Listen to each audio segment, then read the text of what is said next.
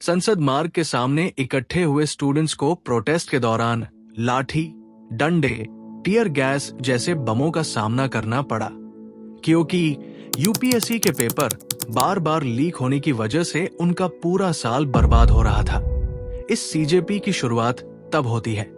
जब अमेरिका में बैठे अभिजीत दीपके ने पार्लियामेंट का ये वीडियो देखा। Youngsters like cockroaches, they don't get any employment, they don't have any place in profession. Some of them become media, some of them become social media.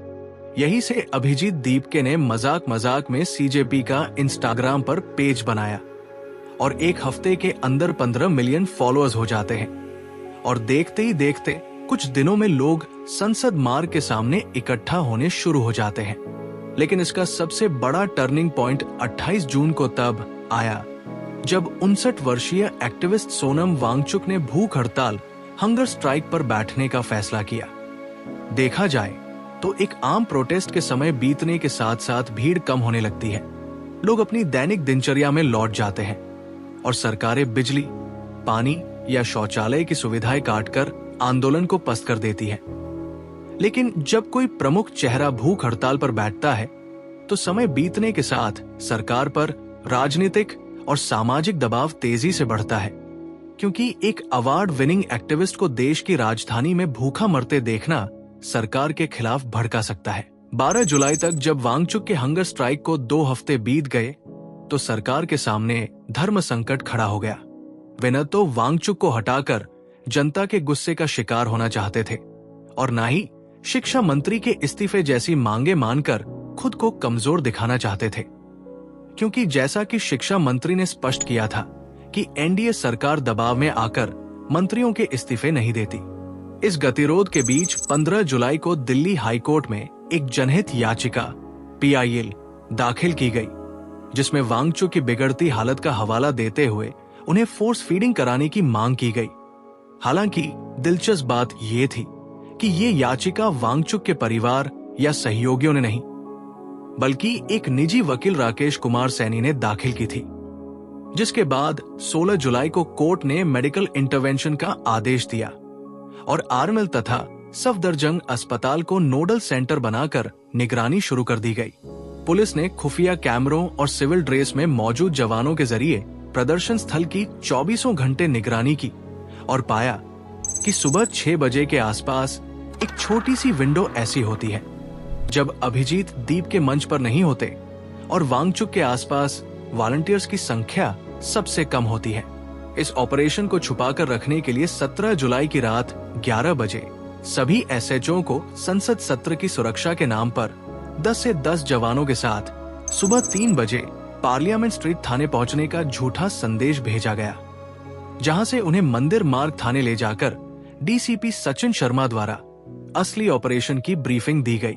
18 जुलाई की सुबह 6:30 बजे जैसे ही अभिजीत दीप के मंच से हटे, इलाके में सिग्नल जैमर चालू कर दिए गए।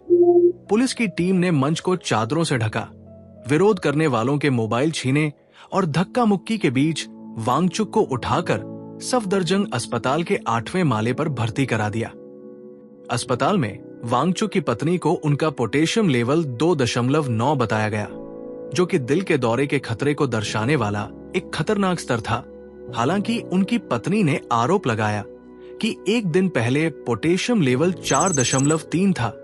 और स्वतंत्र लैब में टेस्ट कराने पर वो 3.5 निकला,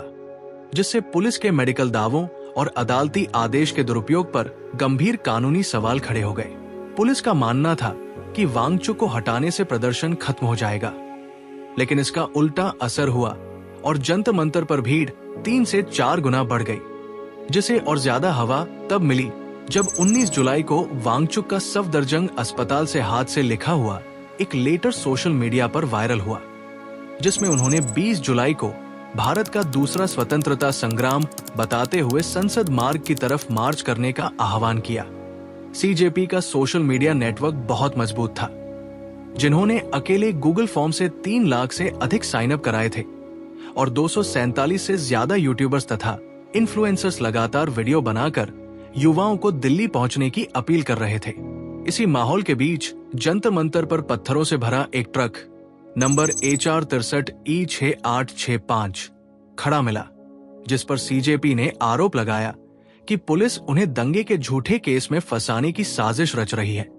और जांच करने पर पता चला कि ये ट्रक 16 जुलाई को खुद पुलिस द्वारा सीज करके पार्लियामेंट स्ट्रीट थाने में खड़ा किया गया था, जिससे पुलिस की भूमिका पर गहरे सवाल उठे। 20 जुलाई की सुबह 9 बजे प्रदर्शनकारियों का प्लान संसद के गेट नंबर 38 तक जाने का था, लेकिन जंतर मंतर को पुलिस द्वारा एकतरफा सील कर दिए जाने के कारण वहां दबाव बढ़ता गया और मेट्रो स्टेशनों पर भी भीड़ का जमावड़ा हो गया। सुबह 10 बजे वांगचुक की पत्नी के पहुंचने पर अभिजीत दीपके ने अनशन तोड़कर संसद मार्ग की ओर बढ़ने का ऐलान किया, लेकिन स्पष्ट नेतृत्व की अनुपस्थिति में भीड़ 2 हिस्सों में बंट गई और सुबह 11 बजे के आसपास स्थिति पूरी तरह बेकाबू हो गई। प्रोटेस्टरों ने एसबीआई बिल्डिंग, पार्लियामेंट स्ट्रीट थाना, पटेल चौक और केरला हाउस के बैरिकेड्स तोड़ दिए, जिसके जवाब में पुलिस ने लाठीचार्ज किया, टीयर गैस के 55 नॉन इलेक्ट्रिकल और 15 इलेक्ट्रिकल शेल्स दागे। कई मीडिया रिपोर्टों के अनुसार पुलिस ने तय नियमों का उल्लंघन करते हुए प्रदर्शनकारियों के सिर पर लाठियां मारी, शांतिपूर्ण बैठे लोगों के बीच टीयर गैस छोड़े, जिससे कनॉट प्लेस का आउटर सर्किल एक जंग के मैदान में तब्दील हो गया। इसी बीच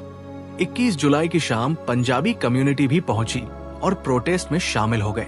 अब राजनीतिक दबाव इतना बढ़ गया था, खासकर तब जब सामाजिक संगठन खुलकर विरोध में उतर आए। इतने लाठी डंडे खाने के बाद भी प्रोटेस्टरों को मैदान में खड़ा देखकर आखिर में सरकार को झुकना पड़ा और 25 जुलाई शाम करीब 2:40 धर्मेंद्र प्रधान ने रिजाइन कर दिया, जिससे स्टूडेंटों के बीच खुशी का माहौल छा गया।